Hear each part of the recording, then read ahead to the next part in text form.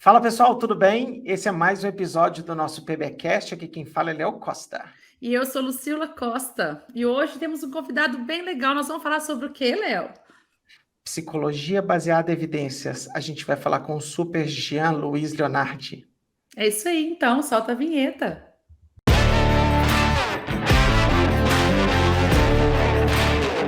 Queridos amigos, queridas amigas, hoje a gente vai começar uma série de episódios do PBcast em que nós vamos falar de profissões em específico.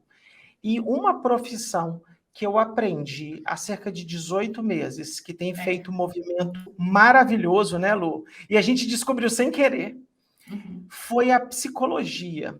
Para o Jean, antes de eu dar as palavras e as boas-vindas para o Jean, há um tempo atrás, a gente começou a fazer uma série de lives de fisioterapia baseada em evidências, medicina baseada em evidências, psicologia baseada em evidências. E eu descobri um mundo que eu não conhecia por pura ignorância. E tem uma galera, né, Lu, muito legal na psicologia, que tem feito um trabalho muito incrível. E um dos porta-vozes acadêmicos desse movimento é esse cara que está aqui embaixo com a gente hoje, é o Jean Luiz Leonardi. Belo sobrenome, Leonardi, sobrenome. Jean, seja muito bem-vindo ao PBcast. Espero que a gente faça uma conversa muito proveitosa com todo mundo aqui. Legal. Muito obrigado, Léo. Muito obrigado, Lucila, pelo convite. Eu acompanho o trabalho de vocês já faz um tempo.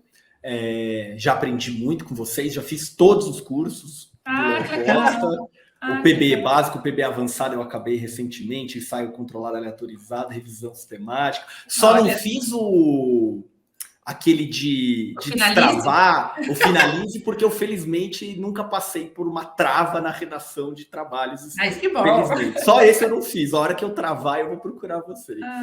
Que legal. Ótimo, Jean.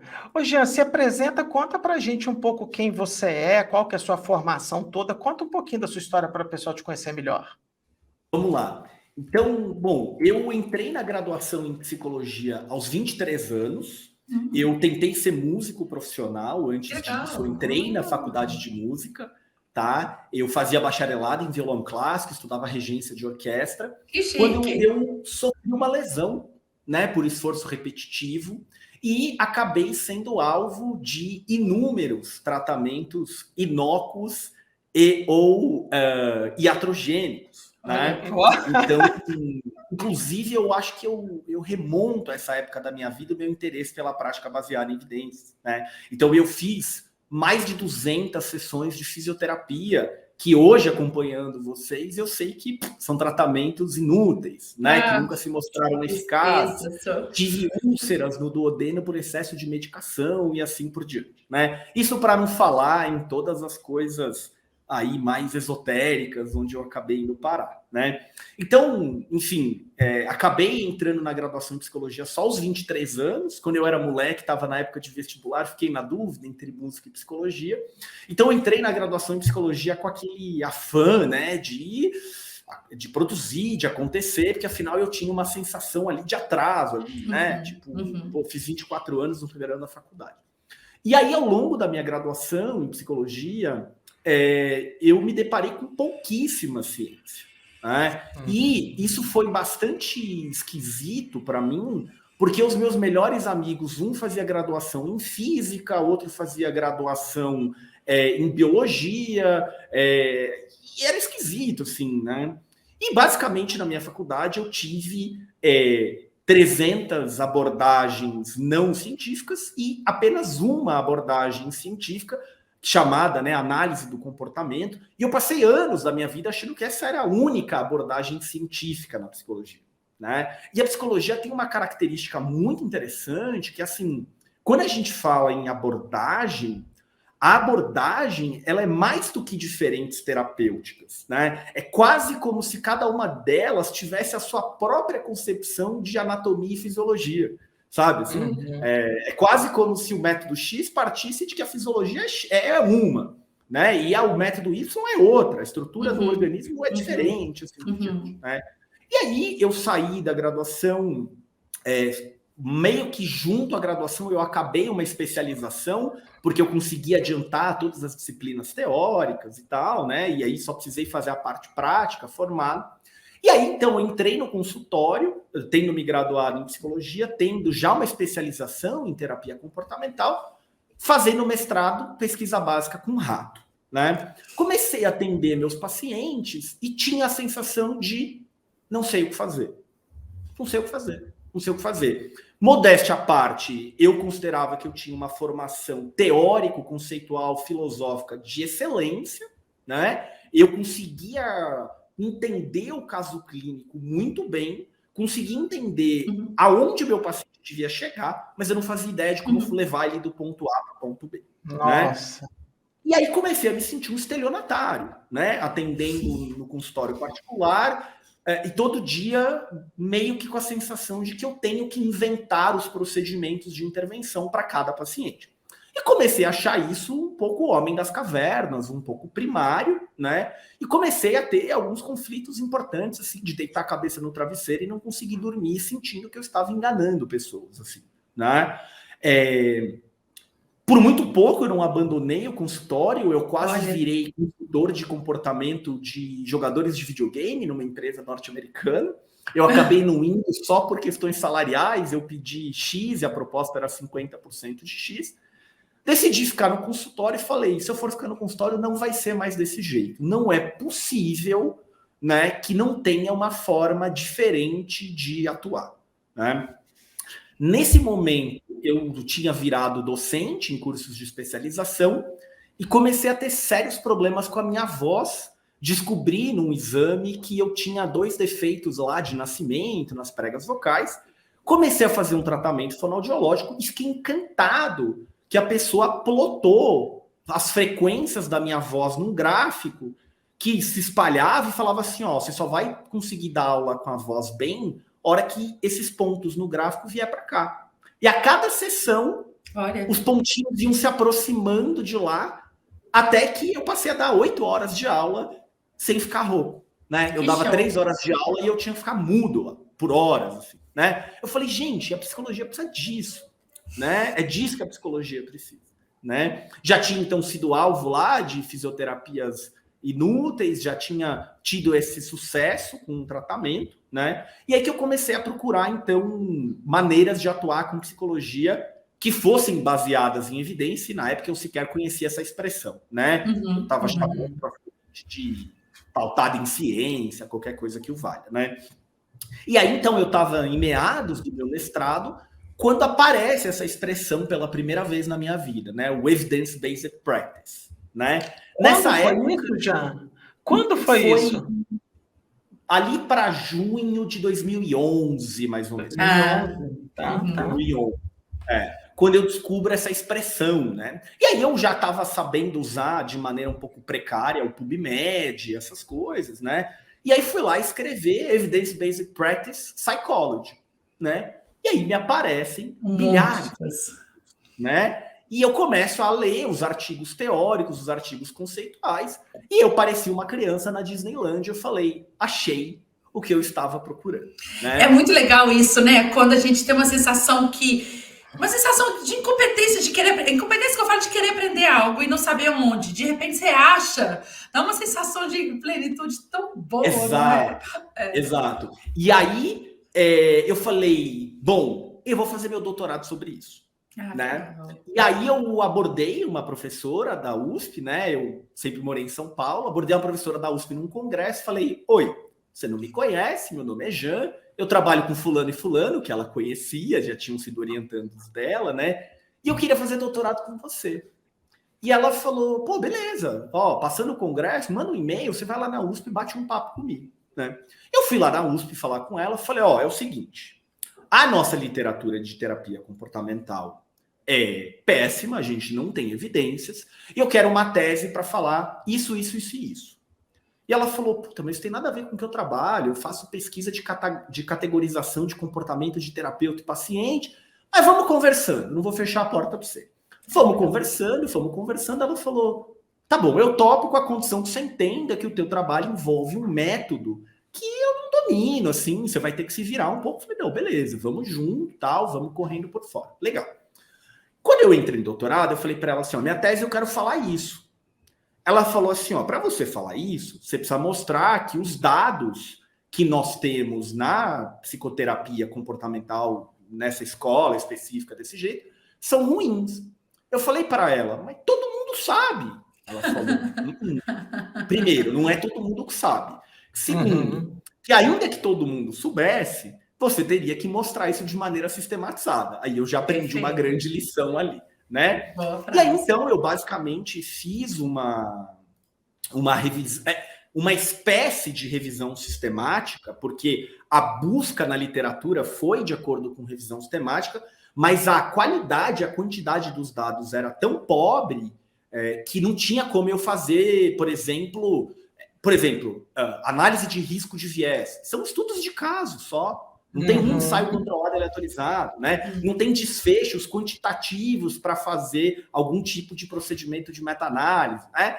Então, basicamente, eu fiz essa revisão sistemática e mostrei que, olha, a gente acredita que essa terapia funciona por um excesso de confiança translacional, por excesso da fé no mecanismo de ação, né? Que existe nessa área centenas, e é literal, né? Centenas de pesquisas básicas com animais de laboratório e com seres humanos que nós estamos transpondo para a prática clínica, pulando todas as etapas, né, de transformação da pesquisa básica em tecnologia de intervenção, pesquisas clínicas de boa qualidade, etc. E aí eu fui um tanto quanto massacrado pela comunidade por isso, assim, do tipo, quem é você para vir falar que o nosso trabalho não presta? Eu falei, não é só o teu trabalho, é o meu também, eu também queria trabalhar com isso, né? E aí, eu vou contar para vocês, eu tinha um certo objetivo escuso quando eu fui fazer essa revisão, porque o que eu pensei? Eu vou ler toda a produção de psicoterapia, eu vou ser o melhor terapeuta do planeta, porque quem vai ter lido toda a produção? Só eu. E aí você imagina a minha decepção quando eu li um monte de relato de caso de 3 páginas que dizia, o paciente chegou, fiz essa análise, ele melhorou, olha que legal. Né? E aí, bom, defendi a minha tese em 2016, no começo de 2016, e estava começando a ensinar PBE. Só que bem na ótica da psicologia, que era uma coisa ainda muito primária, né? Imagina, você falar em risco de viés, em sistema grade, em consort statement, é um absurdo, é muito anterior os déficits. Mas eu queria estar mais bem informado nisso, né? E aí, olha só que interessante, né? 17 anos que eu fiquei sem encostar no instrumento musical, um amigo meu que era psicólogo, não era meu amigo, era um desconhecido, hoje ele é meu amigo, né? Que é o José Luiz Dias Siqueira, um dos grandes nomes aí da psicologia da dor, né? Ele me achou na internet. É muito legal. Né, ele começou a atender casos de pacientes borderline, com risco de suicídio, não tinha experiência com isso, me procurou para fazer supervisão, comecei a dar supervisão para ele. Nisso eu fiquei sabendo que ele trabalhava com dor, e ele falou, cara, você quer voltar a tocar? Eu acho que eu conheço uns fisioterapeutas que podem te ajudar, né? E aí ele me indicou 2 fisioterapeutas, que depois fiquei sabendo pelo Léo, acho que foram alunos do Léo e amigos do Léo e tal, e basicamente esses caras me fizeram voltar a tocar, né? E hoje eu tenho aqui várias guitarras ao meu redor aqui, eu pratico. Que ótimo, cara. Né? E aí esses caras falaram assim, você sabe quem é o Léo Costa? Eu já tinha defendido a minha tese, tá? E tava nesse momento de déficits, assim, de as coisas de metodologia que eu não sou muito bom, as coisas de estatística que eu não entendo nada, e eu tô dando aula disso, eu preciso me aprofundar no máximo. Eu falei, não conheço. E aí, na época, eu não sei se já tinha o curso de revisão sistemática, o curso de ensaio clínico, com certeza já tinha o PBE. Já, ele foi o primeiro. Eu não sei de que turma que eu sou, fui lá, comprei o curso, assisti em 3 dias, assim, né, me internei. Que legal. Abaixei slide, e aí comecei a acompanhar. Aí fiz todos os cursos, fiz o de ensaio controlado, de revisão sistemática, ainda que eu não fosse conduzir ensaios e revisões, e eu achava que aprender como faz me ajudaria ainda mais a entender. Aí agora comprei o avançado, terminei aí, acho que semana passada, o avançado. Aí... foi rápido, porque ele é grande. Eu pego, se eu fizer devagar, eu não vou terminar. E aí que eu descobri outras pessoas, como vocês, que falam sobre prática baseada em evidências, porque até então eu conhecia a discussão na psicologia. Uhum. Né? E aí, aprendendo com vocês, com outras pessoas, ampliando os horizontes, fui vendo como alguns argumentos que se dá na psicologia são, puta, isso aqui é que ele entendeu algumas coisas básicas lá da metodologia, isso aqui. Então, em resumo, basicamente essa é a minha história, né? Eu divido o meu tempo hoje em consultório, eu tenho ali umas 20 e poucas horas por semana de consultório, e eu fiz o pré-lançamento essa semana e vou lançar oficialmente já uma proposta que a gente está chamando de Clube de Excelência em Psicologia Baseada em Evidências, em que o aluno vai pagar uma assinatura mensal, anual, e ele vai recebendo gradualmente uma série de conteúdos acerca da prática da psicologia baseada em evidências.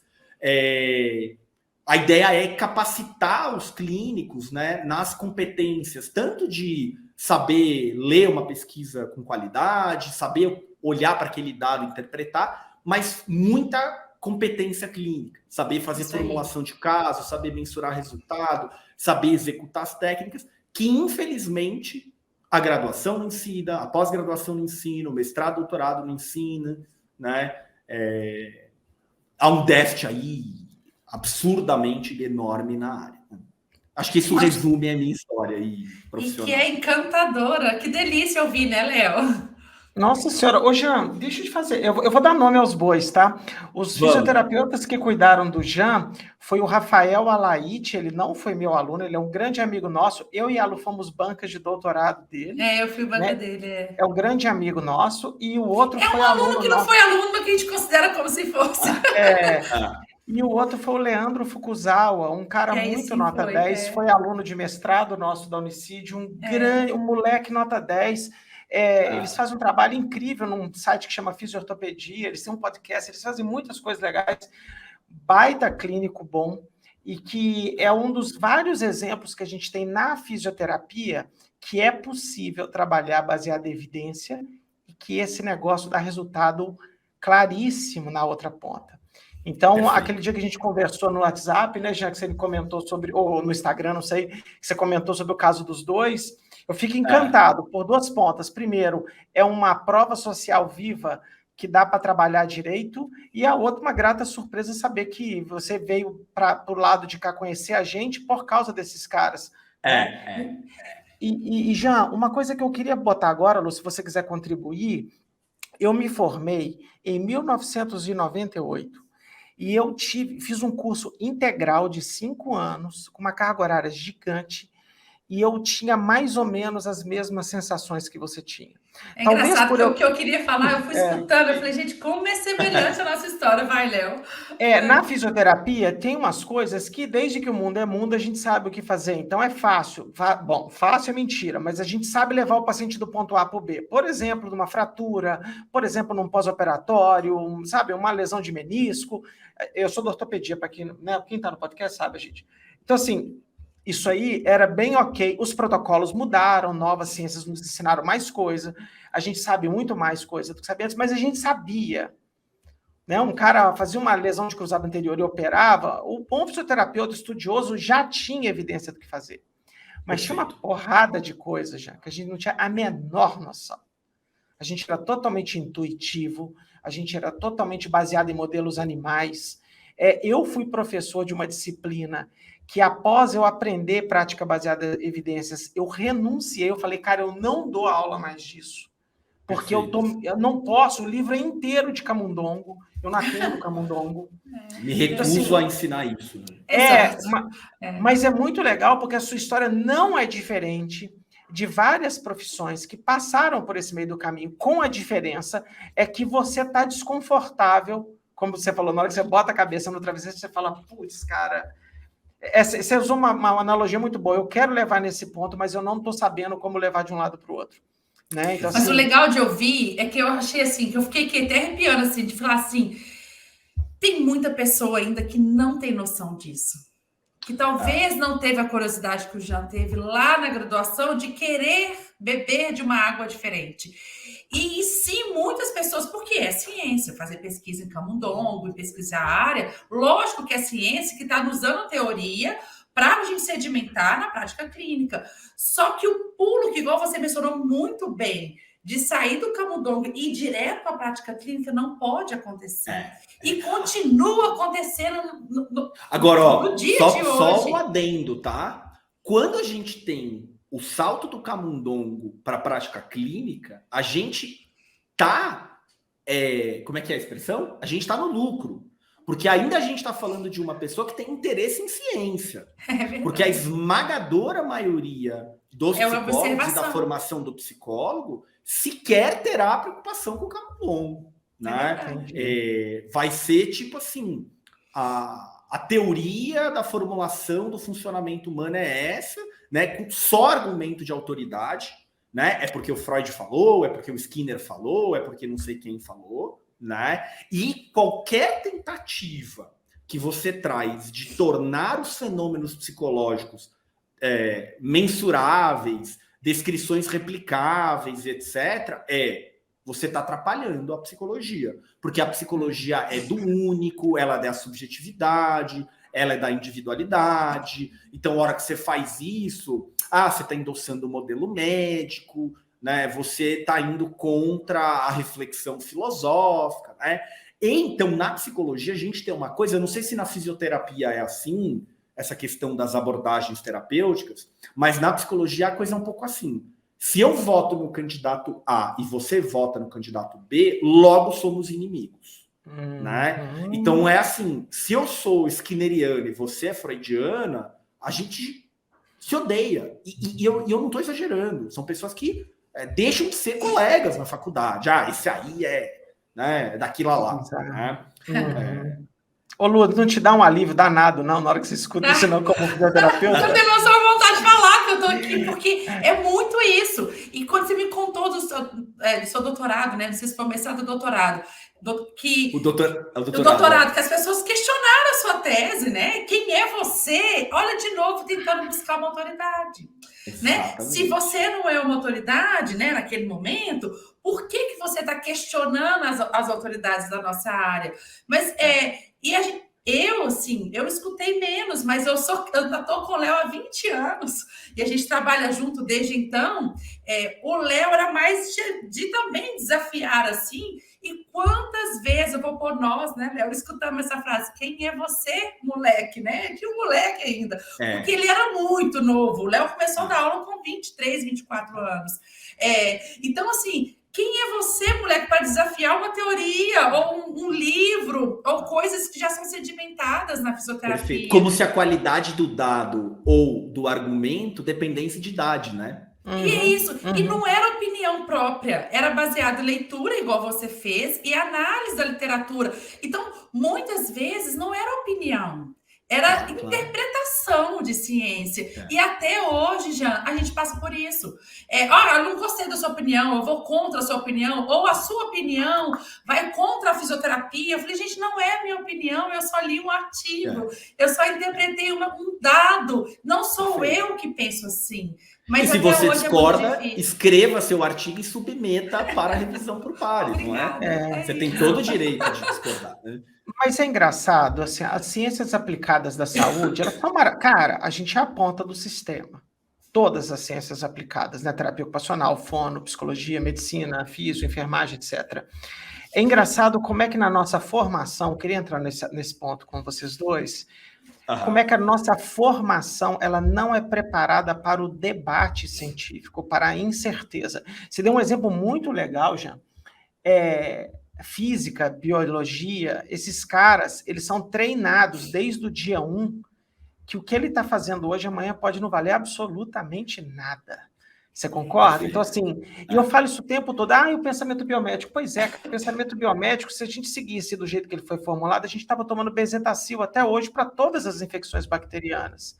E é exatamente porque alguém falou, mas será que não tem nada diferente? Eu gosto muito de dar esse exemplo. Lá no início da graduação, eu falo, quem é a menina? As meninas aqui teve infecção urinária. Todas as meninas levantam a mão e eu falo, não precisa me contar o antibiótico que você tomou, não. É o mesmo que você toma quando você tem uma laringite, por exemplo? Ela fala, não. Eu falei, por quê? Porque alguém descobriu que tem bactéria diferente aqui e ali, e o cara tentou atacar aqui e ali, e assim, a gente tem que fazer uma vacina para cada vírus, etc.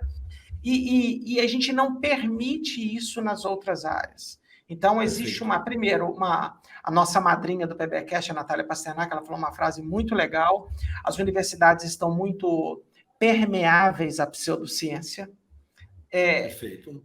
Ela não questiona, e é engraçado porque parece, porque essa fala que eu já vi do Jânelo, eu já vi milhares de vezes, já vi várias outras pessoas ouvindo. Você não tem o direito de questionar. Exato. Questionar. É um ataque pessoal, né?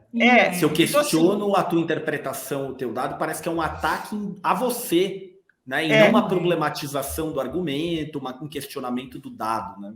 E sem o questionamento, a gente não evolui enquanto profissão, né? Enquanto humanidade, tudo. E a gente percebe que, por exemplo, até nesse momento horrível de política, o debate da ideia antagônica sua é que faz que a humanidade cresça. Perfeito. Só que nós, talvez os brasileiros, nós somos muito pouco... A gente não entende o debate. Alguém te questionar, fala, pô, mas eu não sei se é isso aí que você está falando. E a gente pensa que o cara está te agredindo. Então, assim, eu, com o passar dos anos, você é muito mais legal do que eu, Jean, eu era muito agressivo. É que você tá me conhecendo melhor só agora. Você vai ver bem verdade. Eu lamento demais a minha postura no passado, porque eu poderia ter trazido de uma outra forma e trazer a galera para dentro, entendeu? E eu acho que a fisioterapia perdeu muito tempo, que os primeiros caras falaram de fisioterapia baseada em evidências, e hoje que eu falo para qualquer área, hoje eu tenho um pouco mais de cuidado da forma que eu coloco a mesma posição, sem perder o rigor, né? Porque o rigor é um elogio, mas esse formato de podcast, em que as pessoas veem os olhos, veem as expressões e tudo, a gente é da época da rede social escrita, Orkut, Facebook, o texto é muito difícil. Então ele fala, o que esse cara está escrevendo assim, né? E tudo, e isso é muito perigoso. Mas me conta um pouquinho uma coisa nos dias de hoje, Jean. Como é que está isso dentro do ambiente universitário na psicologia? Eu sei como é que está na física. Eu queria saber se existe uma abertura, se tem um movimento, ou se ainda está muito... Se mudou muita coisa, ou continua igual? É uma opinião sua. Tá, eu vou te dizer o que eu tenho observado, porque eu sempre sou convidado a falar para estudante de graduação. E eu adoro falar para estudante de graduação que quanto mais cedo você fala, mais rápido é possível produzir uma mudança, né? Concordo. Então, o que acontece, assim, do ponto de vista da grade curricular formal, eu diria que se mudou 1%, tá? O que acontece? A graduação em psicologia, ela é um grande curso de história da psicologia, em que se estuda teorias e proposições e pesquisas de 50, 60, 80 anos atrás, tá? Então, por exemplo, talvez você já tenha ouvido falar dos marcos de desenvolvimento do Piaget, né? Gente, os marcos de desenvolvimento do Piaget, ele desenvolveu observando os filhos dele, né? Vocês imaginam aí todos os vieses, as distorções cognitivas, os erros de percepção, e olha o tamanho da amostra, né? Só assim, né? Spoiler, ele não teve 2.000 filhos, tá? Então, assim, só se fosse o caso. Então, assim, primeiro a gente tem isso, né? Uma coisa muito antiquada. Em segundo lugar, que a psicologia, muitas vezes, ela se confunde com o senso comum, né? Então, o que acontece? Pensa comigo aqui, ó. Cada um de nós, a gente tá o tempo inteiro convivendo com nós mesmos o tempo todo, não é? Então, todas as horas que eu tô acordado, desde que eu me lembro por gente, eu tô em contato com uma pessoa se comportando, pensando em sentido, que sou eu mesmo. Isso me leva, né, à elaboração das teorias mais implausíveis possíveis da minha própria percepção, tá? Então, a psicologia, eu não sei assim se vocês concordam comigo, mas, por exemplo, eu não entendo nada de fisioterapia, tá? Se eu tenho uma dor no ombro, sei lá, tenho uma lesão no ombro, para mim não tem uma coisa meio óbvia assim. Eu deveria repousar, eu deveria pôr gelo, eu deveria pôr calor, eu deveria tomar um remédio. Eu não acho que tem uma coisa meio óbvia. E na psicologia tem umas coisas meio de senso comum, né? E aí olha só que interessante. Quanto do senso comum em psicologia atrapalha. Eu vou dar um exemplo para vocês. Eu estava fazendo o curso de PBE, o primeiro do Léo, né? E tem uma dada aula que ele fala assim sobre intervenção, que às vezes ele diz assim: às vezes a melhor coisa a se fazer é nada. Tá? Neste dia, olha o que aconteceu neste dia. Eu morava num condomínio de prédio, eu assisti essa aula de manhã. Nesta madrugada, vou resumir a história, senão vai ficar muito longa. Eu morava num condomínio com 254 apartamentos. Entraram 3 assaltantes nesse condomínio, entraram num dos apartamentos, rendeu a família inteira, levou tudo, foi aquela coisa horrorosa, né? E isso tudo aconteceu durante uma madrugada. E no dia seguinte, às 7 da manhã, estava todo mundo sabendo, por conta, né, dos grupos de WhatsApp, as próprias vítimas relataram e tal. E o pai da família lá, né, 3 filhos, tal, felizmente não teve nenhuma violência além do próprio assalto, tal. Ele estava revoltado, ele não queria falar com ninguém, etc, etc. Todo mundo começou a me mandar mensagem, a me ligar, falando assim: Jean, você que é psicólogo, você não quer ir lá conversar com ele? Acolher, oferecer uma escuta? E a minha resposta foi: não. A última coisa que eu quero fazer é falar com esse cidadão. Por quê? Porque nós temos evidências de pesquisa que mostram que uma pessoa que, assim que viveu um trauma, de alguma maneira forçada, incentivada a falar sobre o evento, triplica a chance de ter risco de estresse pós-traumático no futuro. No dia que o Léo falou do curso que eu assisti, às vezes fazer nada é a melhor opção. E eu assim, às vezes fazer nada é a melhor opção. É isso que eu vou fazer. Né? Não quero conversar com ele. Né? Agora, o que diria qualquer professor da faculdade de psicologia por não consumir evidência? Você tem que acolher, você tem que validar, você tem que oferecer uma escuta, faz a pessoa desabafar. Você vê, faz sentido, né? Tem uma lógica. Faz sentido. Né? Se a gente pensar na fé no mecanismo de ação, talvez, faz sentido. Né? Tem uma lógica, parece coerente. Não é o que o dado mostra. Adivinha o que você vai aprender na faculdade de psicologia? Né? Então, a faculdade de psicologia tem essa mistura das escolas teóricas rivais, cada uma com sua própria visão de natureza humana, com teorias que são inquestionáveis. Né? Não é que você tem uma teoria, vai para o mundo, coleta o dado e então reformula a teoria a partir deste dado. Não, a teoria é intocável, é um cálice sagrado. Com um monte Foi ele que escreveu, comum. Deixa do jeito que está. Exato. Né? Agora, essa é a má notícia. Né? Qual é a boa notícia que eu vejo? Eu vejo algumas mudanças importantes. São mudanças partindo dos próprios estudantes de graduação. Que beleza. Né? Pessoas que seguem o Léo Costa, o Daniel Gontijo, a Fernanda Landeiro, divulgador, a Bibi, né, divulgadores de ciência, que começam a escutar a tal da prática baseada em evidências e começam a achar pessoas que falam disso na área delas, na área da psicologia, como eu, como a Landeiro, como o Daniel e assim por diante. Assim, por que eu não tenho isso na minha faculdade? Né? E aí começa a questionar. E aí, às vezes começa a peitar, às vezes faz o que o Léo recomenda bastante lá nas caixinhas, deixa quieto, segue a tua vida, deixa o cara acreditar nas besteiras que ele quer acreditar, né? Só que o que começou a acontecer? Vai ter a semana da psicologia. Ô, Jean, você topa vir dar uma palestra de introdução ao PB? Show. Topo. Quanto você cobra? Nada. Né? Vai ser online, não preciso pegar avião para longe. Não, nada, não cobra nada e tal. E, só esses últimos ano e meio, deve ter feito umas 15, né? Que bom. Você tá pondo a sementinha lá. E aí você vai lá e fala, né? Aí o cara começa a procurar, É isso aí. Segue eu lá no Instagram, segue o Léo, segue a Lucila, segue a Landeiro, vai saber mais, né? Porra, isso, cara. Na fisioterapia a gente fez tanto isso, né, Léo? A gente dá palestra de prática baseada em evidência. Eu acho que desde que a gente voltou do doutorado, né? Eu acho que foi.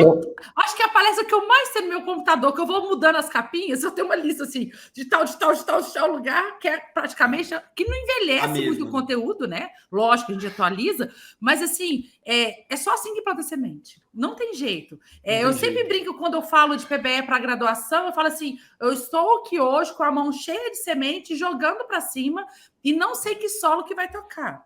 Talvez a semente está num solo seco, que vocês não estão a fim de aguar agora, mas a semente, o dia que você decidir olhar para ela e jogar uma gotinha de água, vai nascer algo ali. Eu até brinco assim, né? Esses dias nasceu na bordinha da minha piscina uma flor. Aí eu mostrei para meus filhos, tá vendo? Essa semente quis dar flor, não importa onde ela estava, né? E é isso. Poxa, falar de prática baseada em evidência, quando a gente fala num ambiente tão aleatório assim, a gente só está ventilando semente.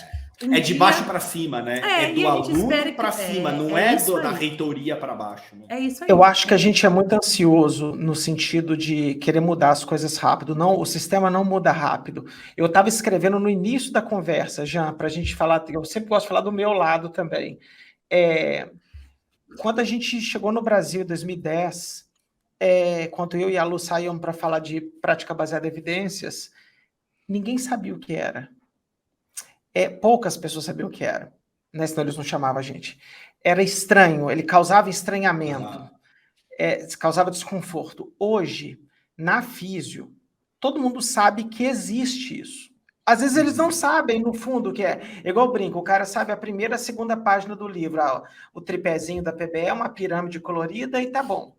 Tá tudo meio que errado, o conceito não tá solidificado, mas o cara sabe que existe. Ele tá chegando perto, né? Isso é importante. E você tem que ir lá e trazer essa galera. Entendeu? Então, assim, quando a gente foi para a internet, aí de novo, né, cara? Você falou tantas pessoas legais, o Daniel Gontijo, a Landeiro, a Bibi, nós aqui, todo mundo. Cada um tá fazendo o seu trabalho. A Lu mudou, né? A gente vai fazer. A abelhinha, né, Lu? Porque a abelhinha, né, ela sabe distinguir bosta de mel, né? E o pessoal da PBE sabe isso.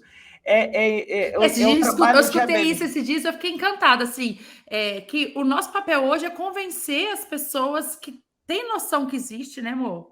E talvez não queira, né, mudar o que cheirar, né? E aí um dia eu escutei essa frase, eu falei, esse é o símbolo, né, Léo? Que a gente tem uma comunidade dos nossos ex-alunos, que a gente falou assim, esse é o símbolo, é o papel de tentar, assim, é a abelha que fala com a mosca o dia inteiro. Vem cheirar a flor, é muito melhor do que cheirar a bosta. Você sabe, mas a mosca não muda de opinião, ela não quer cheirar a flor, né? Exato. Você sabe que tem muita gente na psicologia, não sei se na físio é assim, atacando a prática baseada em evidências. Assim, sim, então, na físio igualzinho. Igual, né? Eu não sei se o papo é o mesmo de ignora a subjetividade, está a serviço dos interesses neoliberais, a indústria farmacêutica. Aqui indústria farmacêutica? Eu sou psicólogo, eu não posso prescrever nada. Né? Agora, você sabe que quando a gente estava delineando o clube de excelência, que eu contei para vocês que a gente vai lançar, o pessoal, a gente está com a equipe de marketing, tá? O pessoal do marketing veio, acho que devia custar tanto. Eu e o meu sócio olhando um para o outro falou assim, pega esse número e divide por 6. Porque eu quero o cara do primeiro semestre da faculdade assistindo isso aqui, para quando ele chegar no terceiro ano da faculdade, o professor começar a falar besteira, ele vai falar, opa, ou ele vai peitar, ou ele vai aqui dentro da cabeça dele e falar, não é isso. Né? Então, quando a pessoa faz alguma crítica à prática baseada em evidências, dentro do entendimento correto do que ela tá tudo certo. Eu acho que, como o Léo disse mais cedo, né, a crítica interna é essencial para o progresso. Agora, não acuse um morango porque ele não é uma cadeira que está para se sentar. Né? Tipo, não diga que ela é o que ela não se propõe a ser. Você está atacando com base na tua cabeça, não no que o modelo propõe, no que a ideia é.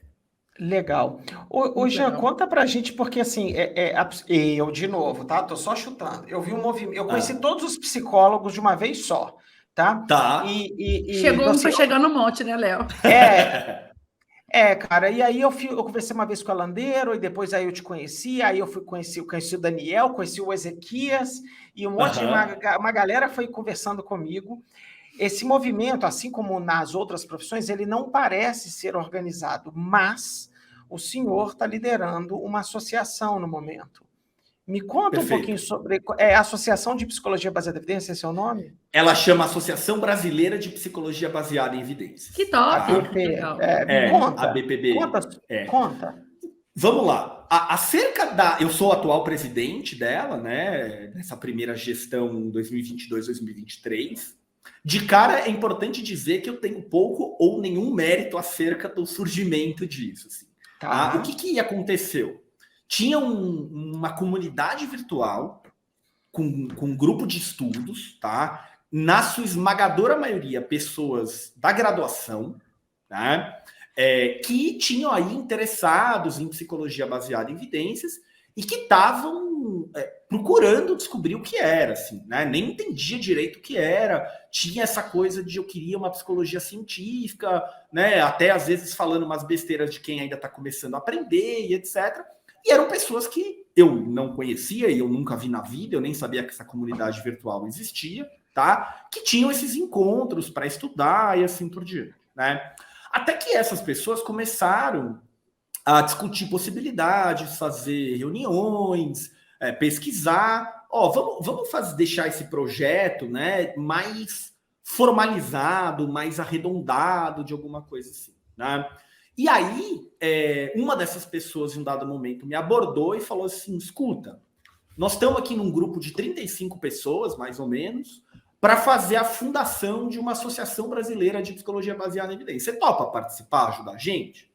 Falei, topo, né? Tinha acho que uma pessoa formada só, o resto tudo estudante. E aí me puseram num grupo de WhatsApp e eu peguei o bonde meio andando, assim, né?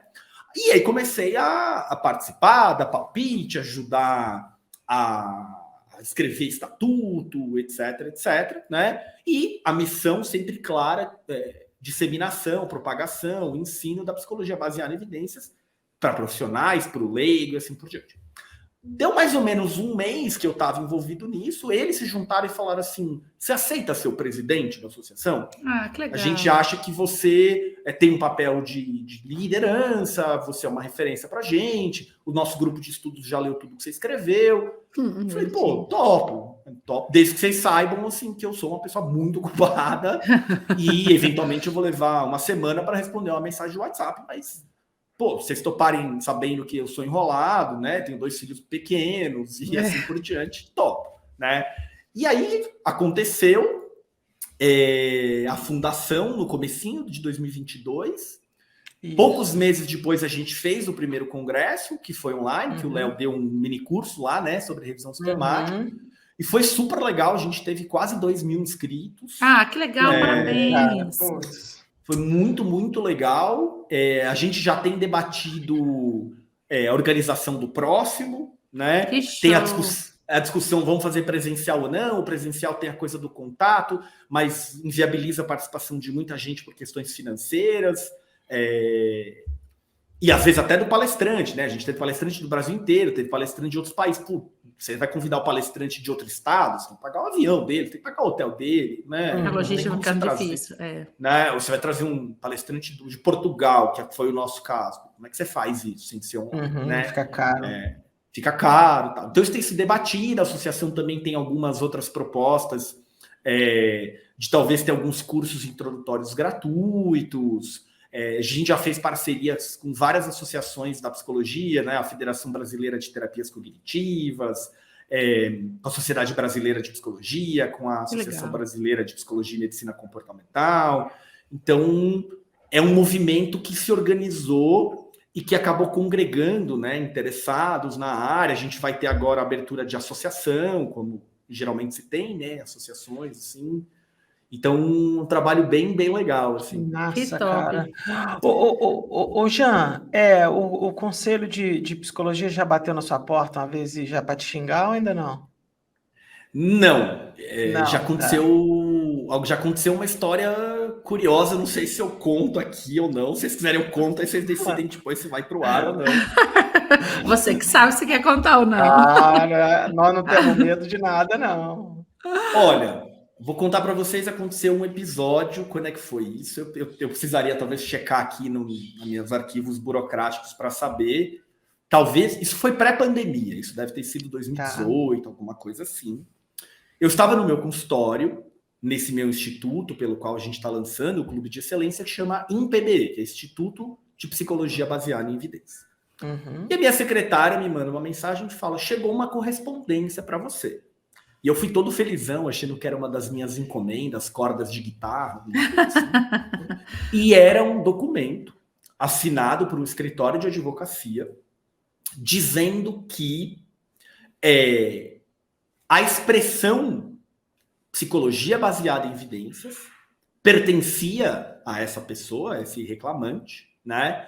Dizendo que essa pessoa foi uma pioneira na área, né? Que eu não poderia ter um instituto com esse nome, dizendo que o título de um artigo meu tinha muita semelhança com o título de um artigo dessa reclamante, né? E que haveria, então, um plágio e que tinha sido consultado um especialista em plágio. Depois de um tempo, eu descobri que, embora os títulos tenham semelhança, porque é difícil você não usar a palavra evidência, claro, você não usar algumas palavras, tipo prática, tipo psicoterapia, alguma coisa assim, que o parecer técnico do cara do plágio não tem absolutamente nada a ver com o conteúdo do artigo e do livro, são coisas completamente diferentes. Eu respondi juridicamente a essa ameaça, né? Inclusive o documento dizia: pasme, você tem um instituto com esse nome, e aí começa a citar porque eu sou isso, porque eu sou aquilo, porque eu publiquei isso, porque eu sou membro não sei da onde, etc, etc, etc. Uhum. E aí eu escrevi um texto técnico para minha advogada, falei, do ponto de vista técnico é isso aqui que eu entendo, né? Uhum. E o que eu entendi lá é que você não pode dizer que você é dono da expressão psicologia baseada em evidências, do mesmo jeito que eu não posso ser dono da expressão cirurgia bariátrica. Né? É verdade, é isso aí. É um conceito científico. Né? Um conceito científico. O que eu não posso fazer é amanhã lançar um podcast que é uma PBE-cast. Isso eu não posso fazer. Entendi. Agora, como é que você vai me proibir de usar prática baseada em evidências? Né? Ou psicologia baseada em evidências? Né? E na época eu juntei 1 milhão de artigos usando a expressão em português, em inglês, etc. Essa pessoa ainda mandou uma tréplica ameaçando o processo, até que a minha advogada falou, não responde, deixa ela te processar. Eu falei, tá bom, deixa ela me processar. E ela nunca abriu o processo, pelo menos até hoje, assim, né? Uhum. E aí, na época, assim, obviamente que eu tomei um susto, assim, né? Claro, é horrível. Ser ameaçado, assim, e num segundo momento, isso me deu muita revolta, porque eu acho que quando a gente pensa em prática baseada em evidências, a gente pensa exatamente no contrário da apropriação de direito, né? A gente pensa em disseminação. Senão não faz sentido. Exato, né? A gente quer espalhar isso, né? Amanhã o meu sonho é que tem 1 milhão de psicólogos falando, eu faço prática baseada em evidências. E não o Jean lá ser um especialzinho, só ele fala disso. Né? É o sonho mesmo, é isso aí. Então, me deu essa revolta. Então, essa foi a situação mais bizarra que eu já tive, assim. Tá. Eu nunca tive nada relacionado ao Conselho Federal de Psicologia, Conselho Regional. Mas eu tive essa circunstância que foi, eu sou dona dessa área e você não pode falar disso. É engraçado, o que acontece, eu nunca, a minha carteirinha do conselho é branquinha, limpinha, minha também. Não tem nada, né? E agora, pretendo ir assim, mas é engraçado que eu tenho alguns filhos do Léo que já foram chamados ao conselho a prestar depoimento, nenhum foi penalizado nem nada, que era para prestar esclarecimento, tipo, você falou isso, aí o cara se ficou bravo lá do outro lado e tal. Perfeito. Mas o próprio fiscal fala, eu falei, putz, cara, e depois eu conversei com um grande amigo meu, que é o atual presidente do Conselho de Fisioterapia aqui de São Paulo, e ele fala, Léo, o número de denúncias que chegam para pessoas que falam de ciência é enorme, mas a gente aprendeu a filtrar, então, porque a gente perde um baita tempo conversando com o outro lá, depois a gente fala, cara, não é isso, e a gente arquiva. Ele fala, mas em alguns momentos é obrigado a chamar. Mas eu fico feliz que o conselho é tranquilo com isso. Ele apoia, por exemplo, os conselhos do Brasil, da Físio, a gente direto é chamado, né, Lu? O que é legal, né? Os eventos... E por que eu acho que é chamado? E eu acho que vou chamar cada vez mais. Mesmo que os conselhos façam algumas coisas bizarras para o outro lado. É que existe uma pressão dos profissionais que esse tópico seja falado. E a gente tem que ir lá ocupar o espaço. Então, assim, para todo mundo que gosta da sua profissão baseada em evidências, ou prática baseada em evidências, não importa a profissão, é importante que os conselhos dê voz para essas pessoas, e sempre que você for convidado, a gente nunca se recuse, porque eu aprendi uma frase muito legal, né? Não existe espaço morto. Quando você não ocupa o espaço, alguém vai lá e ocupa aquele espaço. Perfeito. Logo, mesmo que você não concorde com tudo que os conselhos fazem, ou pensam, ou digam, tem que ir lá, e quando chamam, né, Lu? Quantas vezes, né, Lu? De Minas, de Goiás, do Sul um monte, de São Paulo. Mas eles chamam vocês para dar orientação? para ajudar a solucionar o caso. Entendeu? Eu já fui chamado em comissões técnicas para dar pareceres. Lógico que a maioria dos pareceres que eu dou depois eles são derrotados, mas você deu a palavra. Perfeito, sabe? Alguém fala assim: olha, tem uma nova coisa na fisioterapia que está aparecendo, o que você acha disso? E aí você vai lá e dá um parecer técnico. Então, assim, é importante todo mundo saber que se a gente quer mudar esses caras também lá na política. Perfeito. Nós também temos que também estar perto deles e ajudar quando eles pedirem ajuda. Eu acho que a dificuldade na psicologia é que quando você vê o conselho, por exemplo, diretrizes, normativas, códigos de ética, etc., o conselho de psicologia, ele vai dizer coisas, não estou citando aqui ipsis literis, tá? Mas ele vai dizer coisas como o trabalho do psicólogo deve ser pautado em ciência. Mas, de uma maneira implícita ou não, fica assim... Permissível, né? É permissível. Que ciência é essa? Aí na faculdade de psicologia vai dizer há muitos modelos de ciência, há muitas maneiras de produção de conhecimento, porque a produção de conhecimento na psicanálise é diferente da produção de conhecimento na abordagem existencial. Então, assim, o conceito de evidência acaba sendo ultra amplo, assim, né? A gente tem um livro bem interessante... na psicologia, que é um livro de 2006, em que os caras, o jeito que eles montaram o livro é muito interessante, porque, assim, tem um capítulo de um autor dizendo lá, o ensaio clínico randomizado é fundamental para a produção de evidências. Aí o outro capítulo o ensaio clínico randomizado é um péssimo método para a produção de evidência em psicoterapia. Aí um autor responde o artigo do outro, tem uma tréplica, uma regra. Então você vai lendo e você vai acompanhando o raciocínio, os argumentos, é super legal. Mas assim, esse livro, embora ele seja legal por isso, na psicologia tem muito pouco consenso sobre o que é uma evidência de boa qualidade. Né? Quais métodos deveriam ser empregados para produzir essas evidências? Né? Até a ponto de alguns autores dizer assim... Pesquisa experimental não serve para produzir evidência, porque a psicologia é do indivíduo único, então tem que ser um estudo de caso. Você fala, aí lascou, né? Porque e a validade interna, e o risco de viés, e a análise de dados, né? Então a psicologia ela tem essa coisa meio... Tudo pode, sabe? Assim, a não ser que você faça alguma coisa muito bizarra do ponto de vista ético, assim, né? Então é complicado. Assim. Mas eu acho, Jean, te ouvindo, e agora que a gente está tendo contato com outras profissões e falando praticamente da nossa, muitas pessoas pensam assim também. Porque, igual você fala, a gente trata seres humanos e seres humanos são indivíduos complexos. Então, a maioria dos tratamentos, eles são complexos, né? Envolvem vários fatores. E por causa disso, quanto mais entendimento que a gente tem dessa complexidade e envolvimento de vários fatores em uma condição de saúde, mais as pessoas que não têm conhecimento um pouquinho de epidemiologia e como esses estudos funcionam, questionam se é possível fazer um estudo na qual se agrupa um grupo de pessoas e defende essa teoria que cada indivíduo é único, portanto, a evidência deveria vir de um estudo de caso. Mas na hora que você senta na base da epidemiologia e entende como que é feito e como a epidemiologia lida com a diversidade, ela aplica 100% em todas as áreas da saúde. Perfeito, mas todo mundo que não tem o conhecimento vai defender que não. E essa é a barreira atual, eu acho. Eu concordo com você.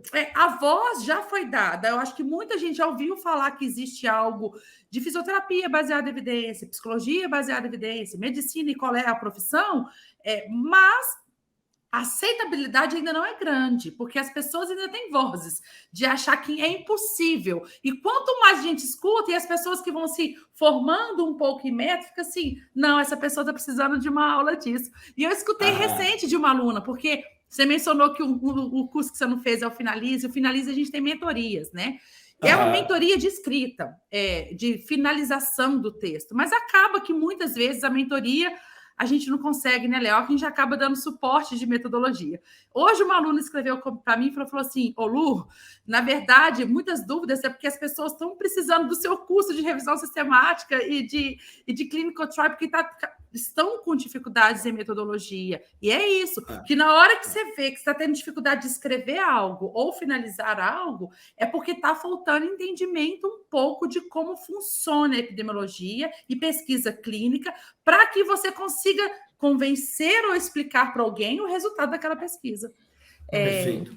E é onde que eu vejo que as pessoas brigam ainda em não utilizar prática baseada em evidência. Mas você sabe que teve aquela pesquisa, eu acho que o Léo dos autores, eu acho que a Lucila não, de consenso sobre a criação de uma disciplina de PBE. É do Felipe e do Léo. Léo tem ouvido, não. Né? Eu fui sujeito dessa pesquisa. Ah, que legal. Né? E quando você vê o apêndice desse artigo, né, que vocês colocam lá, todos os tópicos, etc., nenhum daqueles é ensinado na graduação, no mestrado, doutorado, num programa de psicologia. Né? Então, o que eu sempre digo é assim, eu acho que aprender o pensamento crítico deveria estar lá no primeiro grau e no segundo grau. Né? Deveria estar no ensino básico, junto com aprender para que serve o imposto de renda, qual a função de um deputado e assim por diante. Né? Essas coisas aí. Agora, eu acho que nos cursos de graduação de Ciências da Saúde, aqueles tópicos lá, eu não sei muito bem nas outras profissões, na psicologia não aparece nada. Né? Você não tem uma aula no curso de psicologia que é assim...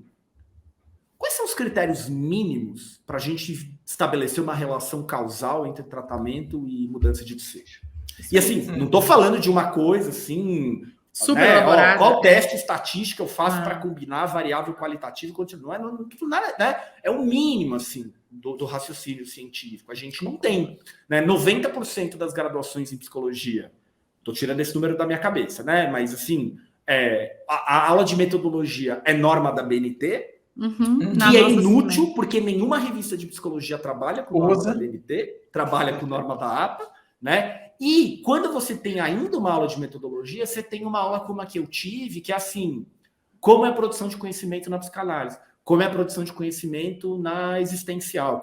Ninguém está dizendo sobre como funciona a ciência como um todo. Né? Noções de epidemiologia. Que esse conhecimento é universal, triste, né? Exato, mas a gente precisa disseminar esse conhecimento. É engraçado que você... Pode falar, Léo, depois eu falo. Não, vai lá. Não, porque é a segunda vez, depois ela me xinga, não tem problema não. A minha irmã é psicóloga.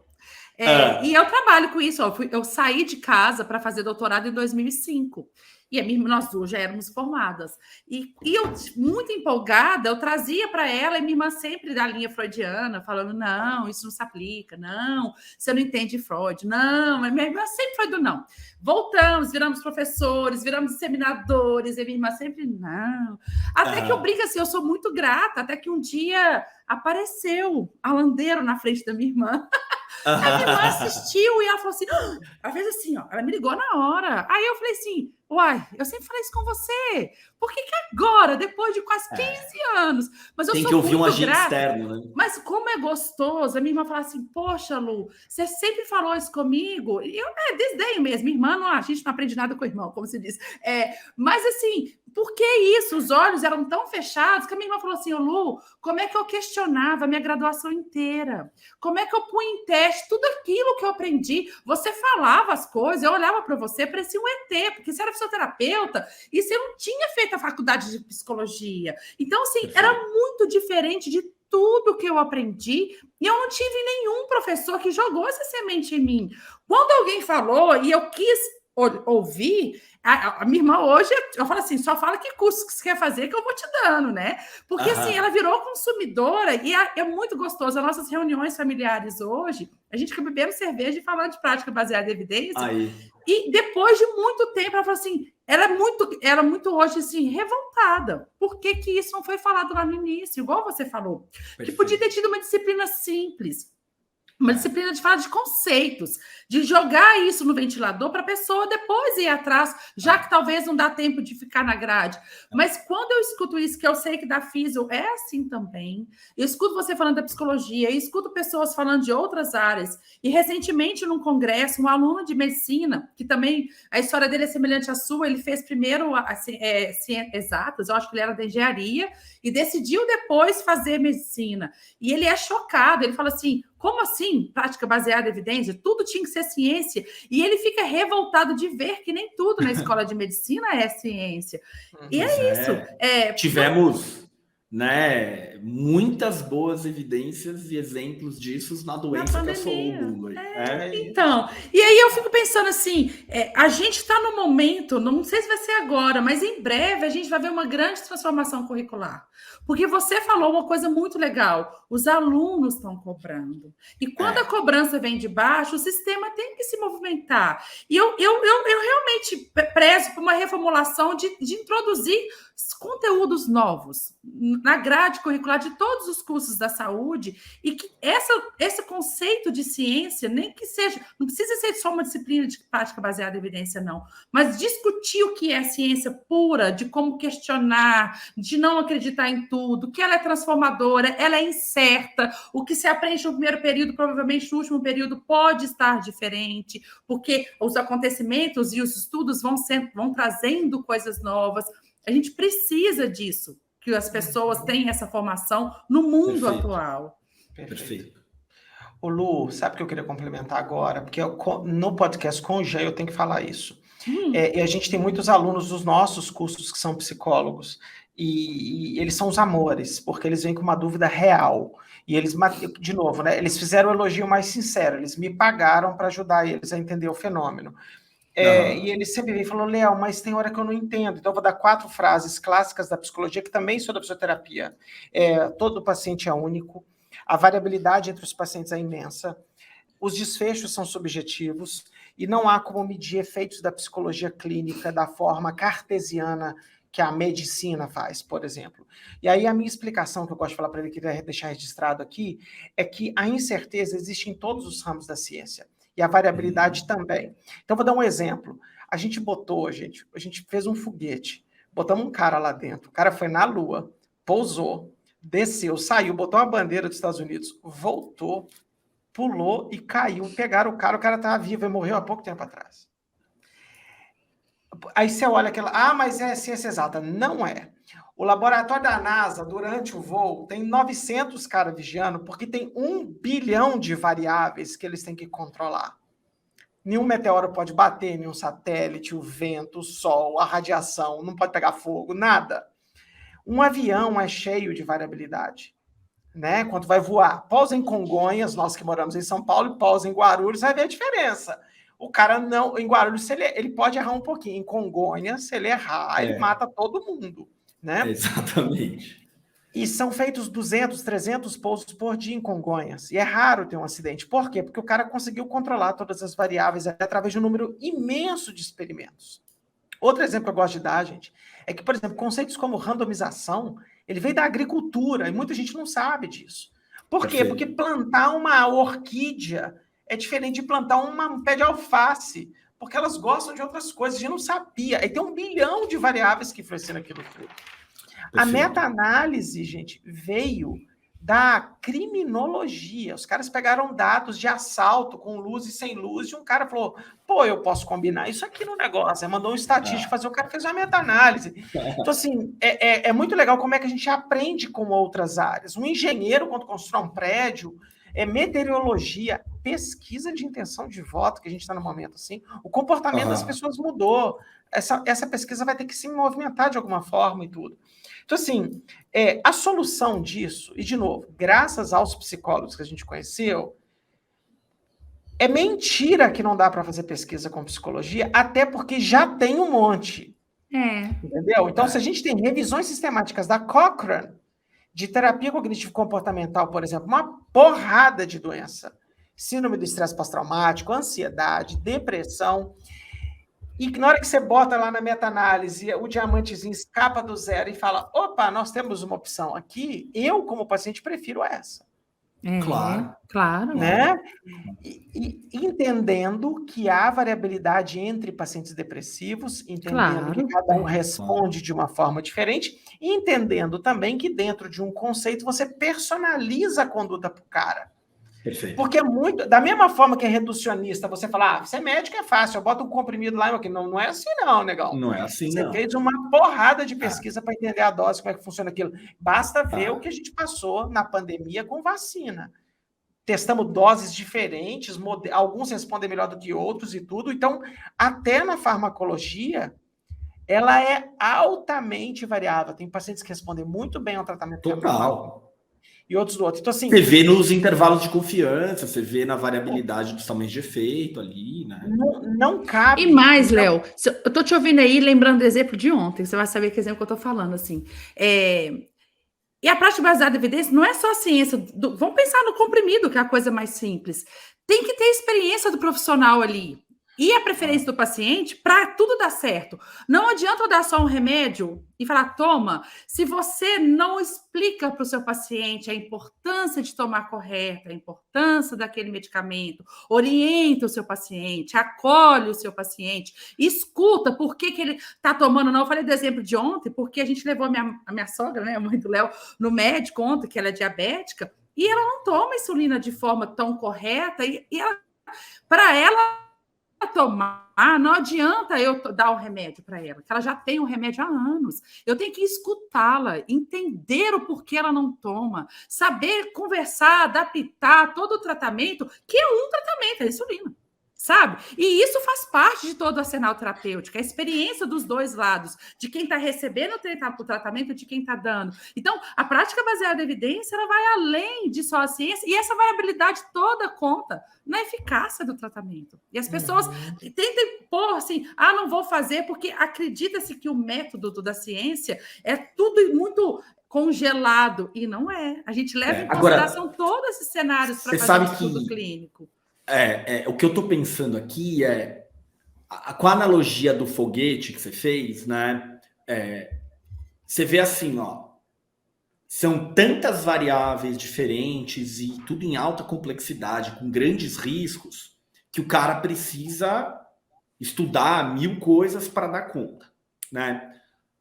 Certo. Agora, quando você vai para a faculdade de psicologia e o cara não tem um mínimo de conhecimento de ciência, tá tão longe de ele chegar perto de entender essa possibilidade de fazer ciência da complexidade, que realmente parece impossível. É verdade. Não é? E aí você junta com a falta de tanto pré-requisito. Porque é isso, né? O cara que está estudando foguete na alta complexidade, imagina o nível que o cara já está de compreensão do fenômeno, de metodologia, de pesquisa, de controle, etc. Né? Agora, você imagina assim, você falar, Jean, você que não entende nada de foguete, nada de ciência, vai ter que fazer um jeito desse cara ir para a Lua e voltar. Eu vou responder o que é impossível. Ele não vai. Claro, né? E aí junta isso, né? Então eu acho que junta esse déficit enorme que a gente tem com o ser humano, ele é complexo demais, isso o torna impesquisável, né? E quando a gente fala, por exemplo, em psicoterapia, é pior ainda, porque são 2 seres humanos em interação constante, é mais variável ainda, né? Então não dá para fazer ciência, então é impossível. E aí o que vira? Vira desde uma coisa, não dá para fazer ciência, e aí cada um faz do jeito que quer, como quer, e a gente já sabe onde isso vai dar, né? Ou quando você tenta fazer ciência, vem com preconceitos do tipo, mas fazer PBE é reproduzir o protocolo. O cara não entendeu o mínimo, né? O protocolo, ele tá em um dos 3 elementos lá da PBE, né? Quem disse, né? Você sabe que um exemplo que eu dou muito é o seguinte, a gente tem um tratamento padrão ouro para o transtorno da personalidade borderline, né? E eu sempre dou como exemplo, a hora que eu estou falando dos 3 componentes, né? Da melhor evidência, da perícia clínica e das particularidades do paciente, fala assim, o psiquiatra me ligou e falou que está me encaminhando a dona Maria, que tem personalidade borderline. E eu já estou aqui, todo espertão, pronto para usar aquele tratamento com ela. Esse tratamento é um tratamento que depende muito da leitura de alguns materiais, de fichas que ela tem que preencher, isso faz parte do tratamento. Eu conheço a dona Maria e ela é analfabeta. E aí? Né? Bom, existe um tratamento B que é quase tão eficaz, um pouco menos eficaz e independe de leitura escrita? Ou eu, com a minha expertise, consigo adaptar essa intervenção para a dona Maria sem precisar ler e escrever? Perfeito. Né? E aí entra a ideia de que, mas o meu paciente não é o paciente da pesquisa. Não é mesmo, né? Agora, é melhor você ter um ponto de partida, um norte, uma diretriz de por onde começar, ou é melhor você fazer o que a tua cabeça diz? E eu acho isso de uma arrogância gigante.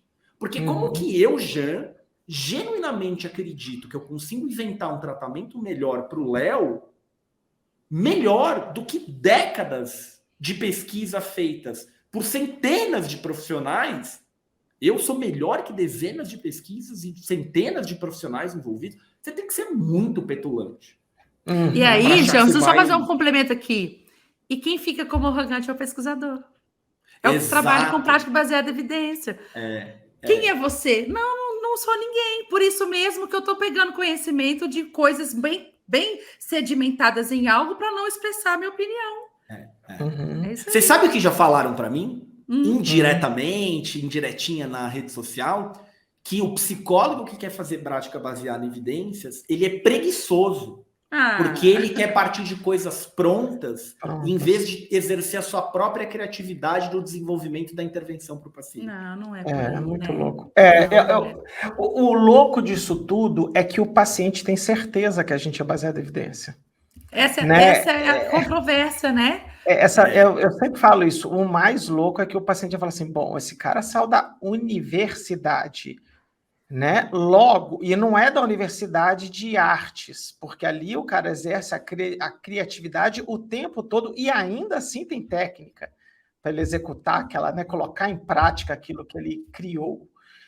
E os pacientes esperam de nós tratamentos ou diagnósticos ou materiais educativos que estejam baseados em alguma ciência em algum lugar, né? E a gente está atraindo a confiança deles.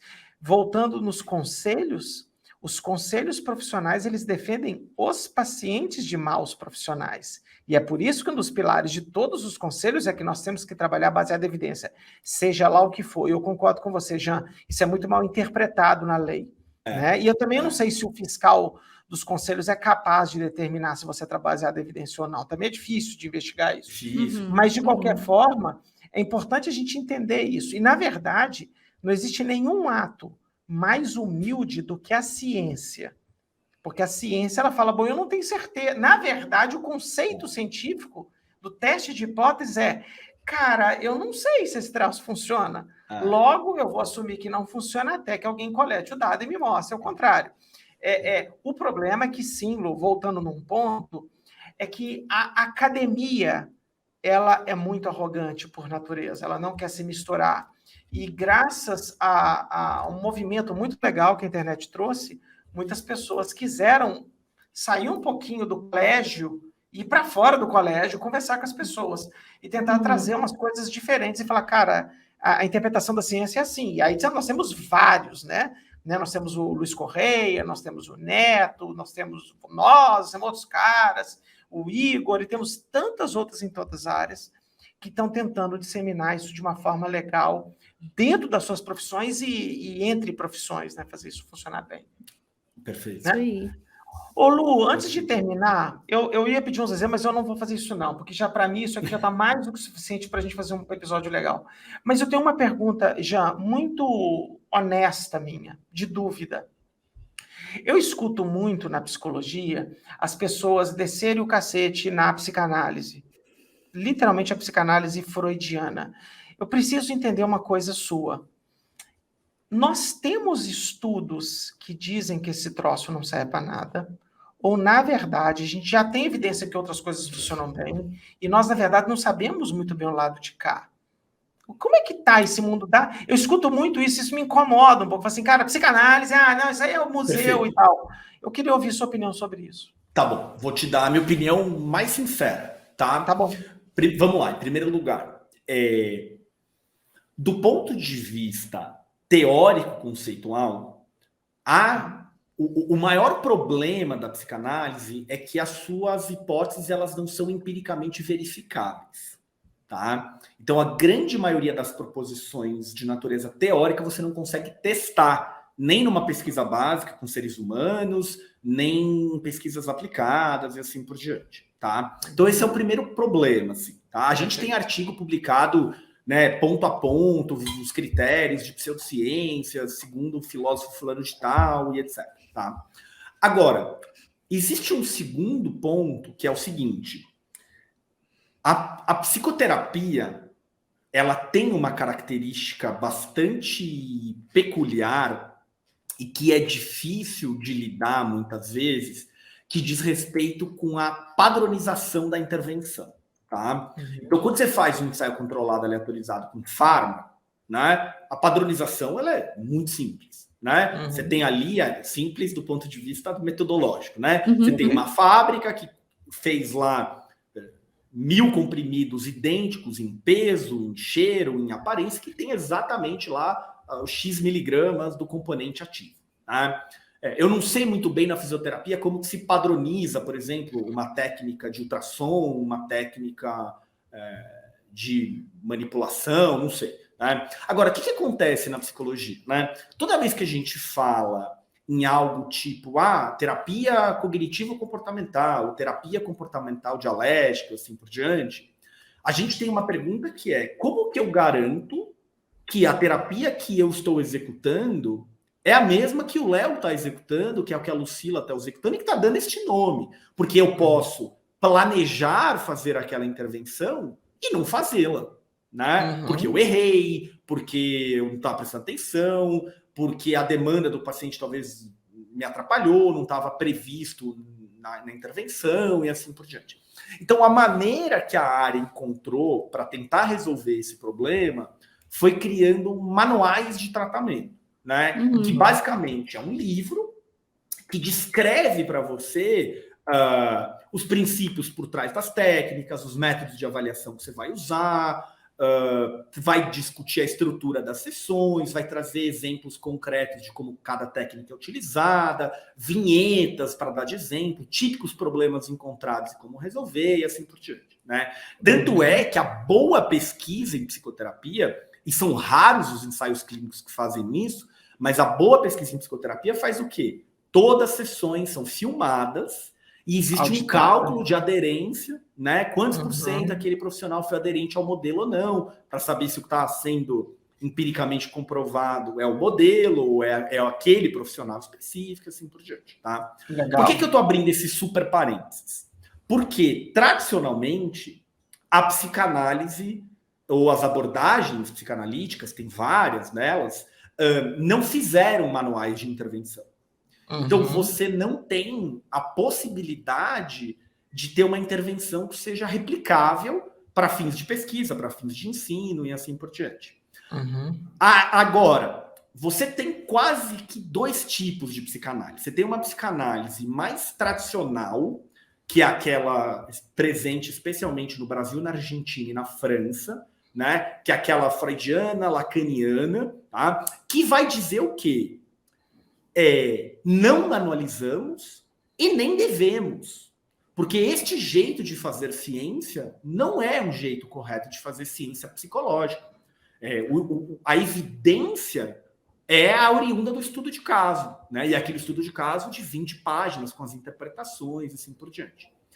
Agora, você tem, sim, algumas intervenções psicodinâmicas de base psicanalítica que foram manualizadas e que vêm sendo testadas. Que legal. Mas, o que acontece?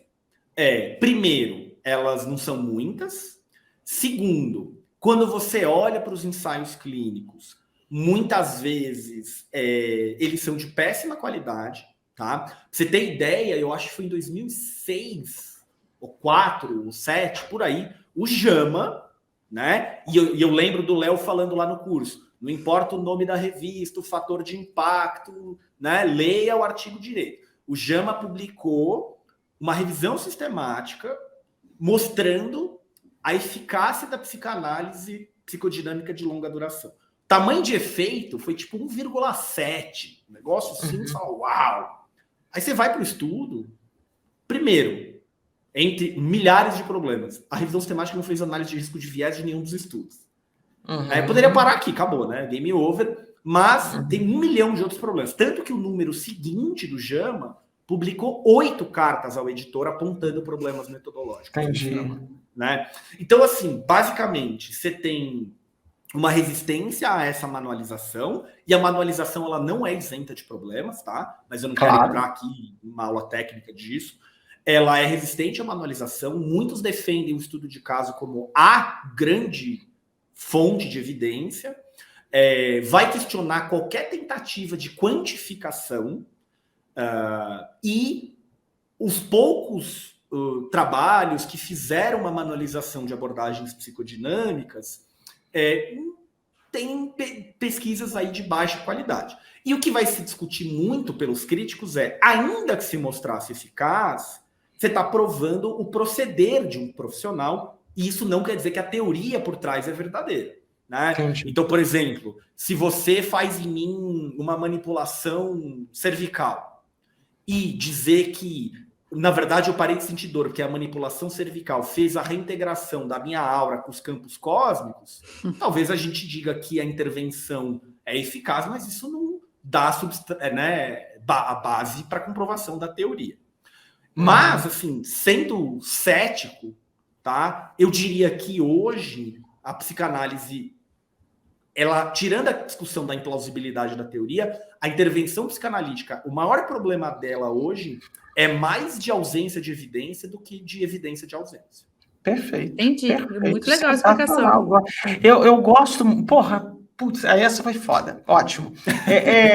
Não, e ainda assim, cara, porque quando você não tem evidência, na verdade, você não pode fazer de qualquer forma, né? Então, você tem que ter cautela de qualquer forma. Porque eu fico muito desconfortável quando alguém fala assim, não, cara, isso não funciona. Eu falo, mas eu não acho isso. Então, me esclareceu uma coisa que não que eu queria ouvir, mas que eu queria, de fato, entender isso. E agora, na psicologia, eu não sei se você vai ver esse problema em outras áreas, mas na psicologia, o que você vai ver? A hora que você diz para alguém que faz psicanálise, temos evidência de ausência, temos ausência de evidência, talvez você não devesse fazer, o argumento vai ser, primeiro, evidência do que você está falando? Desse modelo científico norte-americano, etc. Segundo, o homem não é pesquisável sob a ótica da ciência tradicional. Terceiro, você quer fazer reserva de mercado? Você quer todos os pacientes para você? Essa frase eu escuto bastante. E aquela coisa que vocês já explicaram em várias aulas, né? Mas eu melhorei, o meu vizinho melhorou, as evidências anedóticas. E aí, se você tenta entrar numa discussão sobre confundidores e viés cognitivo, a pessoa já perdeu a paciência com você ali. O problema disso, né, desse conhecimento que se passa, que o vizinho melhorou, é o que a gente sempre volta na tecla, mas quantos já abandonaram? Quantos? Eu tenho várias amigas próximas, assim, que a segunda vez que eu faço terapia, então no momento estou fazendo, né? Não importa qual a técnica que eu estou usando, né? Para não entrar em questão agora, mas eu sou uma defensora da psicologia, que eu acho muito legal quando você precisa fazer e fazer. Então, eu sou daquelas em papo de amiga de convencer os outros a fazer terapia, que não importa qual a técnica de tratar-se com psicólogo, né? Vou usar o termo assim para não ficar em questão. E eu questiono isso, assim, quando muitas pessoas falam assim, mas o vizinho melhorou, o fulano melhorou, eu sempre questiono assim, mas ninguém está levando em consideração se você não está usando a ciência para saber se é eficaz ou não, você não tem noção quando as pessoas pioraram ou abandonaram, porque eu tenho pessoas muito próximas de mim que relatam exatamente isso. Ô Lu, acho tão bonito você falar que você gosta, né, da psicologia, eu já abandonei não sei quantos psicólogos, eu já passei em todas as portas, não me encaixei em nenhum, não acreditei em nenhum método, então tem paciente também querendo saber algo assim, me indique algo que realmente tem fundamentos para que eu possa ir com uma crença maior, vai. E eu acho que é isso, né? E a ciência não tem jeito, ela dá uma voadora no nosso ego. Né? Hoje de manhã, vou contar para vocês, eu fui atender uma paciente, eu tenho uma ferramenta de monitoramento do progresso, né, que eu uso toda a sessão, assim, né? E aí a paciente vem numa evolução maravilhosa. E era a minha primeira paciente, assim, cedinho e tal. Olhei o gráfico e falei, nossa, que legal como essa paciente está melhorando. Eu pensei, ou não, né? Ou é passagem de tempo e regressão à média. Né? Você tem que acabar se questionando, tendo uma humildade, né? Seria muito mais gostoso bater no peito e falar, eu sou bom demais, eu sou um terapeuta brilhante, eu valho cada centavo que essa pessoa paga para mim. Seria mais gostoso, né? É isso. Não, eu tô achando muito legal porque eu tô vendo um movimento muito legal. Então, assim, eu depois eu quero ver se a Lu quer fazer as considerações finais, mas já farei as minhas. Existe um movimento muito, eu tô olhando de fora, muito interessante na psicologia. Eu espero que eu não esteja mergulhado numa bolha, mas é muito legal ter 3, 4, 5 caras na psicologia, cada um fazendo o seu trabalho, plantando as suas sementinhas, tirando o pessoal da zona de conforto. Uma andorinha só não faz verão. Na fisioterapia, talvez eu fui um dos primeiros ali, né, Lu? Hoje tem um bando. Hoje tem um monte, até aqui em casa, né? Eu falo, você quer um cara mais amorzinho ou você quer um cara que provoca mais? Aí eu falo, a gente vê o perfil e fala, eu sou a Lu, né? Então, assim, queria dar muito parabéns para os profissionais de psicologia do Brasil de estarem dispostos a ouvir o modelo. Porque a primeira coisa para aceitar o modelo é estar disposto a ouvir. E essa escutativa, essa coisa empática que a gente fala tanto, é de dar a oportunidade. E 2, não há como confrontar a ciência. Tem ciência na psicologia e ela já existe. Então, não vai adiantar se brigar muito, porque mais cedo ou mais tarde algum movimento mais forte vai bater na sua porta, você tem que estar preparado para encarar ele, tá bom? Perfeito. Lu, você quer complementar alguma coisa? Eu quero complementar uma frase sua só, porque esse questionamento, né, da dificuldade de fazer pesquisa na área da psicologia, muitas pessoas que não sabem, a maioria dos médicos que julga norte-americanos, né, nem sabe de onde surgiu, o pessoal fala, a psicologia é uma das grandes fundadoras de técnicas de epidemiologia, de desenho, de delineamento de pesquisa, de estatística. Legal. Então, é muito contraditório ouvir psicólogos falando que ciência não combina com a psicologia, sendo que a maioria das grandes descobertas em ciências vieram de psicólogos e teorias vieram de grandes psicólogos. Então, assim, foi muito legal te ouvir.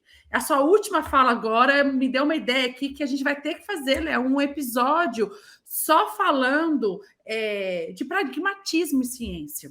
Porque esse exemplo que você falou da psicanálise, que é como é difícil ter manuais para fazer algo pragmático, a maioria das pessoas não compram a prática baseada em evidência para não entender como é entregue as intervenções dentro de um estudo controlado e aleatorizado. Porque se há muito pragmatismo, né? Ninguém é tratado assim, todo mundo tem que ser tratado igual, e que não é considerado o individualismo, o individualismo de cada paciente. É considerado, sim. Lógico que todo mundo aborda o tratamento dentro daquilo que está se propondo a fazer, mas é individualizado o tratamento dentro do clinical trial, com exceção de medicamento, que não tem como fazer, a não ser dose, se for o caso. Mas é um assunto muito interessante da gente trazer essa discussão, porque as pessoas que têm resistência, a maioria delas, é porque não entende como é conduzido o estudo controlado e aleatorizado. Eu acho que foi muito legal o que você falou, e você até perguntou, não sei se a físio é assim, também. As pessoas, por exemplo, igual você falou, você não sei como é feito um ultrassom até que é fácil, mas imagina um exercício, né? Perfeito. E aí, um RPG, né, que o grande pilar da fisioterapia é baseado em movimento. E aí se questiona assim, foi o terapeuta, foi o exercício, foi a habilidade de quem, né? Porque também tem pessoas envolvidas que têm habilidades diferentes ali. E na hora que a gente for pensar por dentro de cada uma das profissões, o questionamento é esse. Perfeito. É exatamente isso. E eu acho que está faltando entendimento de muitas pessoas de como é feito o tratamento dentro dos estudos. Porque se a pessoa não entende, é muito difícil ela querer comprar a ciência por trás, porque ela acha que é tudo muito duro, muito controlado, que o nome é controlado, mas não é controlado o tratamento ofertado, né? E aí fica assim, não, eu não enxergo meu tratamento ali, meu paciente ali, e se fosse tão rigoroso assim, a gente também não enxergaria os nossos pacientes lá dentro. Ô, Léo, acho que a Lucila deu a ideia do teu próximo curso já. Para quem não sabe, eu sou a criadora aqui de casa e já jogo o serviço em cima desse caboclo aí. Contar para ele fazer um curso contando como é feito um tratamento. Você não fala isso com o Léo, não, que o Léo todo dia me xinga assim, Lu, chega de ideia, que eu não aguento mais pra me dar ideia. Para de me dar trabalho. Para de me dar trabalho. Uns mandam, uns executam. Eu só obedeço ordens. No avançado teve uma hora que você falou, ela que fez esses slides aqui e tal. Que eu que fiz, ele que gravou. Mas faz parte, a nossa parceria é essa. Jean, eu queria agradecer de coração pela sua generosidade, pelo seu conhecimento e por tudo que você tem feito pela profissão, cara. Isso é muito importante na sua profissão. muitas pessoas já me procuraram, falaram, você conhece esse cara aqui? Eu falei, conheço e tal, e agora a gente se conhece mesmo, né? Podemos debater um pouquinho, conversar. Então, obrigado pela troca, pela parceria. E antes da gente terminar, para você se despedir de todo mundo, conta onde as pessoas podem te encontrar, fala sobre a comunidade, eu não sei o nome certo da comunidade que você está montando, faz tudo que nós vamos colocar em tela, aqui os sites, tudo para encontrar você. Tá bom, legal. Em primeiro lugar, eu quero agradecer vocês pela oportunidade de estar aqui. Quando você me convidou, Léo, eu fiquei extremamente honrado, porque eu considero vocês meus professores. Eu aprendi horrores com vocês nessa jornada de estudos, então para mim é de verdade uma grande honra estar aqui. Assim, fiquei muito, muito feliz em poder estar aqui. Tá? Bom, eu tenho divulgado quase tudo que eu faço no meu Instagram, né? Então, o @JeanLeonardi. E é Jean mesmo, J-A-N, né? Não é Jean, então, @JeanLeonardi. A gente está preparando o lançamento do Clube de Excelência em Psicologia Baseada em Evidências. A landing page está quase pronta, então eu ainda não tenho um link para dar, mas eu vou pôr todas as informações do meu Instagram, vai estar tudo lá, link na bio, a gente já até está fazendo algumas pré-reservas, então todas as informações acha lá. Legal. E aí você manda para a gente que a gente divulga também, cara. A gente quer que... Combinado. Que a saúde dos pacientes brasileiros, né, porque a gente fala em português, mas eu gostaria mundial, melhorasse, e ela vai melhorar se a gente usar a melhor ciência. Isso tá bom? Luluzinha, onde a gente acha, amor? Vocês me encontram aqui no PBcast e também no Instagram, Lucila_Costa, _Costa. Pessoal, vocês me acham o meu é Leo_Costa_PBE no Instagram, no TikTok, Ciência de Verdade. Estamos eu e a Lu agora num TikTok único, tá bom? Lançamos o TikTok aqui no canal do YouTube, nas plataformas de podcast e de vez em quando no Twitter, @LCOS3060. Jean, muito obrigado. A gente gosta de terminar mandando um beijo coletivo, então um beijo para todo mundo. Muito obrigado para todo mundo. Até a próxima. Obrigado a vocês. Um beijo. Obrigada. Beijo para todo mundo. Valeu. Obrigado. Tchau, tchau. Valeu.